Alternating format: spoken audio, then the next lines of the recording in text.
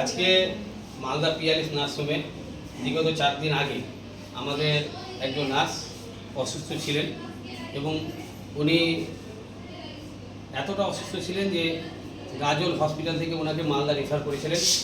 তো ওনাকে এমার্জেন্সি আমরা মালদা পিয়ালিস নার্সিংহোমে অ্যাডমিশন করাই এবং উনি আজকে সৃষ্টিকর্তার কৃপায় উনি আজকে বেঁচে আছেন, সুস্থ আছেন এবং উনি নিজেকে শেষ করে দেওয়ার চিন্তা ভাবনা নিয়েছিলেন। আজকে উনি আমাদের সকলকে কথা দিয়েছেন এবং আপনাদের সামনেও উনি কথা দিচ্ছেন। তো এরপর থেকে আমরা ওনার কাছে আশা করব যে উনি নিজের পায়ে দাঁড়াবে এবং নিজে সংগ্রাম করে এগিয়ে যাবে।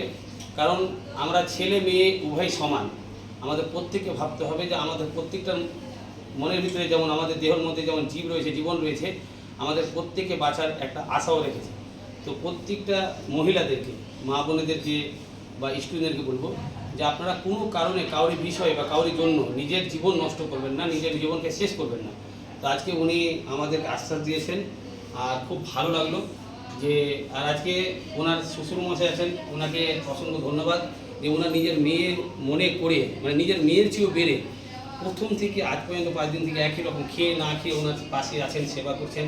ওনার মাও এসছে রায়গঞ্জ থেকে, হ্যাঁ, দক্ষিণ দিনাজপুর থেকে। তো আমাদের গাজলের উনি সোশ্যাল ওয়ার্কার এবং এএনএম নার্স স্টুডেন্ট। আমি চাইবো উনি নিজের পায়ে দাঁড়াক, নিজে এগিয়ে যাক।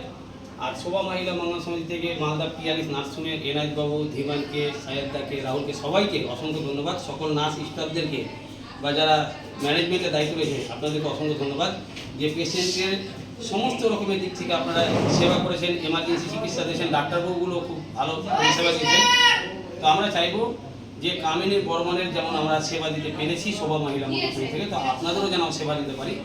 আপনারা অবশ্যই আমাদের সঙ্গে যোগাযোগ করবেন।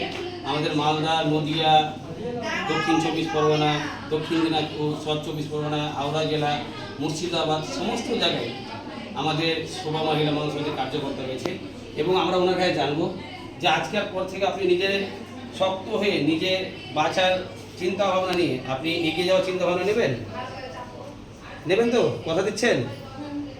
তো আমরা জানবো যে আপনাকে এখানে আপনার যে বৌমাকে আপনি অ্যাডমিশন করেছেন, তো কেমন লাগছে আপনাকে?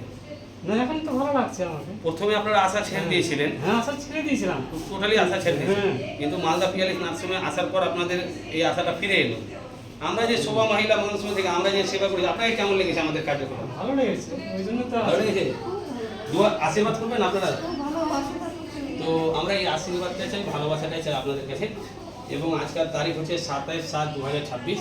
আমি প্রত্যেকটা কার্যকর্তাকে বলবো যে আপনারা মানুষের সেবা করুন, মানুষের পাশে দাঁড়ান এবং প্রত্যেকটা মা বোনেদের আর স্টুডেন্ট মহিলাদেরকে বলবো যে আপনারা নিজের পায়ে দাঁড়ান এবং কারোর জন্য নিজের জীবন নষ্ট করবেন না, নিজের জীবনকে শেষ করবেন না। কারণ আপনার জীবনের মধ্যে মা, বাবা, শ্বশুর, শাশুড়ি, ছেলে পিলে সবার একটা স্বপ্ন জড়িয়ে রয়েছে, সেই স্বপ্নটাকে ভালো। তো এনার দ্বারাই বার্তা দেওয়ার চেষ্টা করছি।